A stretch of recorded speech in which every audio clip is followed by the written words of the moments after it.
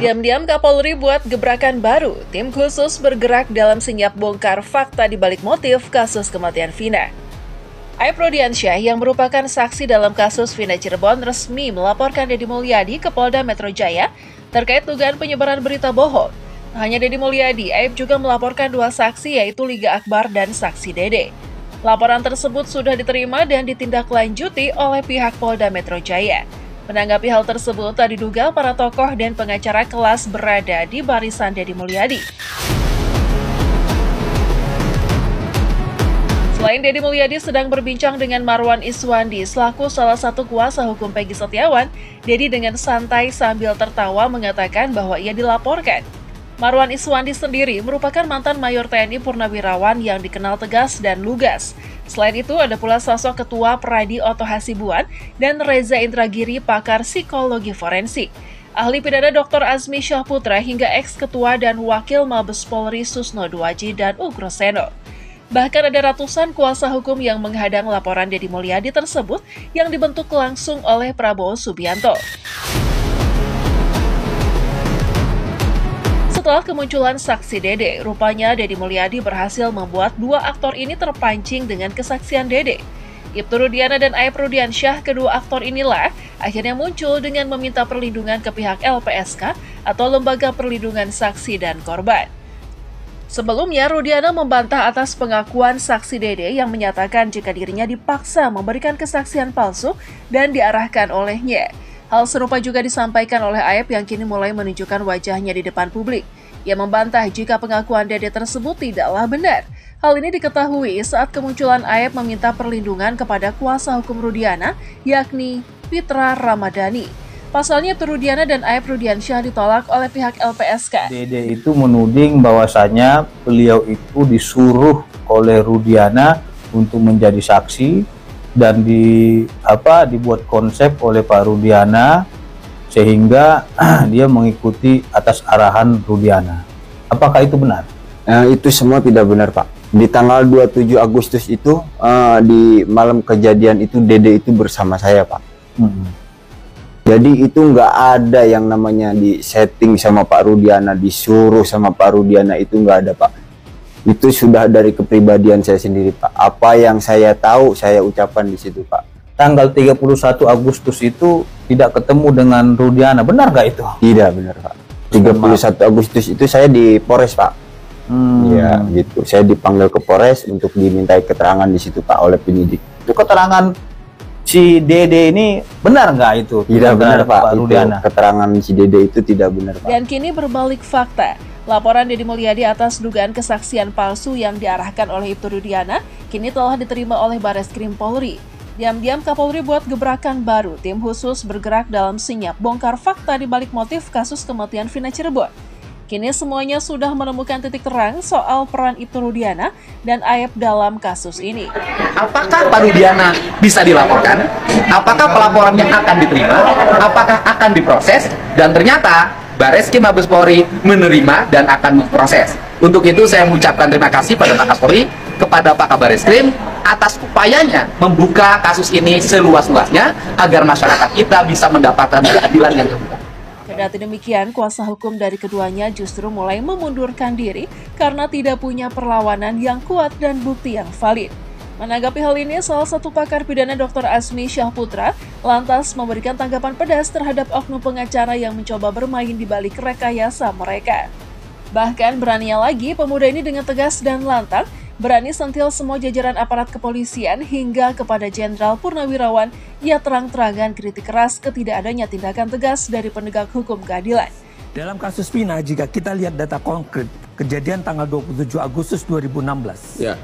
Maka di hari yang berikutnya itu sudah ada lantas yang melakukan dalam BAP itu kita bisa lihat itu diakibatkan atau diduga atas kecelakaan. Terus tanggal 31 ada laporan. Maka pada tanggal 6 September itu dibongkar. Dan baru ditemukan oleh dokter forensik menyatakan kematian tidak wajar. Otopsi. Pertanyaannya adalah Bang Hotman, dalam hukum pidana adalah yang paling penting upaya paksa. Orang ditangkap itu tanggal 31 Agustus, terus polisi harus melakukan penahanan 1 September. Berarti apa yang dilakukan? Berarti dia harus mengumpulkan alat bukti. pertanyaan lebih lanjut, di antara fase-fase itu ada fungsi penasihat hukum. Di dalam dokumen ini ada pengacara karena memang perkara ini 2 anak dan perkaranya ancamannya adalah ancaman hukuman mati 340. Seharusnya polisi atau penyidik menyatakan ada hak daripada setiap tersangka untuk didampingi. Maka kalau kita lihat berkas perkara dalam berkas perkara ini, karena saya berkesempatan membaca berkas perkara penyidikan ini, maka ada surat kuasa tanggal 2 sampai tanggal 14 dalam fase pemeriksaan awal. Ada surat kuasa pengacara, tapi tidak ada satu terkonfirmasi siapa pengacara tanggal 2, tanggal 14. Padahal di awal di situ sudah ada pengakuan untuk tersangka dari ditangkap. Artinya apa? Pengacara itu tidak benar-benar didatangkan gitu? Pengacara bisa jadi tidak didatangkan atau pengacara itu adalah pengacara yang dipilih dan ditunjuk oleh polisi untuk membenarkan satu perkara ini. Ya. Dari sinilah pintunya yang memang terjadi ketimpangan-ketimpangan sehingga patut diduga ada pelanggaran hukum acara pidana di sini. Dan anehnya lagi kita bisa melihat dalam putusan hakim, putusan nomor 4 tahun 2017 di halaman 99 dan 100 dalam putusan tersebut dan 144, hakim mengambil alih dengan pertimbangan walaupun tidak berkesesuaian, hakim hanya mengambil berita acara pemeriksaan. Berita acara pemeriksaan yang ditandatangan itu dianggap petunjuk. Padahal tidak ada persesuaian keterangan satu saksi dengan saksi yang lain. Tidak ada persesuaian keterangan saksi dengan alat bukti yang lain. Tidak ada alasan yang tepat untuk mendudukkan daripada perkara tersebut. Dan keempat, hakim tidak melihat apa sebenarnya kerjaan mereka dan kesusilaan dari pelaku ini. Disinilah membuat ketimpangan. Selain mencari keadilan bagi keluarga almarhumah Vina, tim advokat juga geram dengan penegak hukum terhadap para terpidana. Salah satunya ex-mayor TNI Purnawirawan Marwan Iswandi. Dalam persidangan Saka Tatal, rupanya kuasa hukum Peggy ini habis kesabaran mengingat 7 terpidana masih belum menemukan keadilan. Bahkan dirinya sangat terpukul hingga menantang para jaksa yang masih ngotot mempertahankan para terpidana. Dengan tegas ia katakan kepada semua jaksa dan bahkan majelis hakim, Marwan Iswandi meminta agar 7 terpidana segera dibebaskan. Kemunculan ex-mayor TNI di ruang persidangan ini rupanya membuat semua jaksa ketakutan menghadapinya. Tak ayal jika jajaran jaksa tidak ada yang berani melawan Marwan Iswandi. Saya nggak banyak lebar bicara, kebetulan saya background tentara tuh nggak banyak bicara. Yang penting-penting jelas saja. Kebetulan saya mantan auditor militer. Saya lihat perkara ini perkara yang tidak profesional sekali. Sebaiknya dari 7 orang yang terpidana yang itu dibebaskan semua. Ya, saya prihatin terhadap keluarga korban itu, keluarganya Eki, keluarganya Penny, saya prihatin atas meninggalnya kedua korban itu. Akan tetapi, walaupun ada korban jiwa, tidak boleh sewenang-wenang menangkap orang, mencari orang, harus profesional. Makanya saya berharap banget di dalam putusan PK ini ke-8 orang ini dibebaskan. Boleh tanya apa lagi? Ya bukan, saya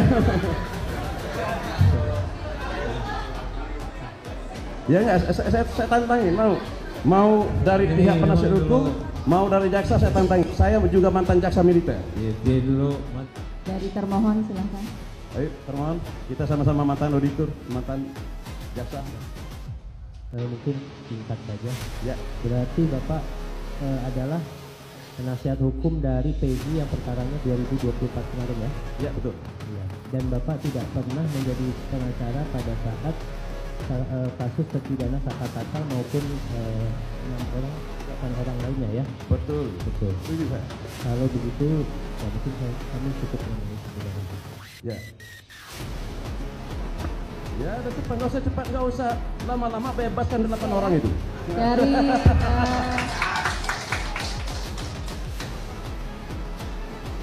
kayak orang nonton bola jadinya.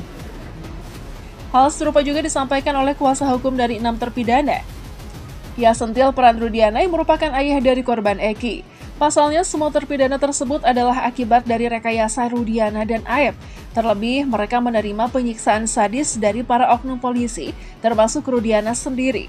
Lebih menyakitkan lagi, rupanya ada salah satu keluarga dari terpidana yang sampai meninggal dunia. Tangkap 8 orang, lalu disiksa. Akhirnya mereka dipaksa mengaku, nggak tahan mereka ini terhadap siksaan. Mengakulah, mulailah menurut pengakuan para terpidana klien kami, dugaan penyiksaan, dugaan pemukulan, disetrum dan apa itu terjadi. Atas dasar apa Rudiana melakukan penyidikan seperti ini? Tidak ada. Walaupun dia seorang anggota polisi, dia mengaku bahwa itu adalah atas suruhan Aib dan Rudiana. Jadi peristiwa itu tidak ada. Rudiana katakan, udah tenang, kamu nggak usah datang ketika ada panggilan sidang juga kepada si Dede. Dani dan Andi itu adalah 2 orang DPO yang berperan katanya memukul, menusuk, memperkosa. Ketika kami masuk lebih dalam, lebih banyak lagi kejanggalan kita dapatkan. Oke. Masalahnya kenapa? Masalahnya ada 8 orang yang dihukum dalam kasus ini. Oke. 7 orang diantaranya divonis hukuman seumur hidup dari tuntutan hukuman mati. Oke. 1 orang divonis 8 tahun karena anak di bawah umur. Sakatata. Oke. Dan dari 7 terpidana seumur hidup, 6 itu kami kuasanya. Oke. Selain Sudirman. Ya. Dan sudah 8 tahun bang mereka di dalam. Oh, kasihan banget. Kasihan kalau apa yang kami lihat, kami yakini penuh banyak kejanggalan dalam proses ini. Apalagi kalau nanti kami bisa buktikan PK-nya diterima dan bukan mereka pelakunya. Oke. Dalam prakteknya, dalam kenyataannya mereka sudah 8 tahun luar biasa menjalani, ya kan, hidup mereka. Bahkan salah satu orang tuanya ada yang sampai stres meninggal, sudah ada yang meninggal. Bahkan mungkin juga ada penyiksaan sedikit ya, selain dihukum. Ya inilah yang saya mau ceritakan dari awal, ya kan.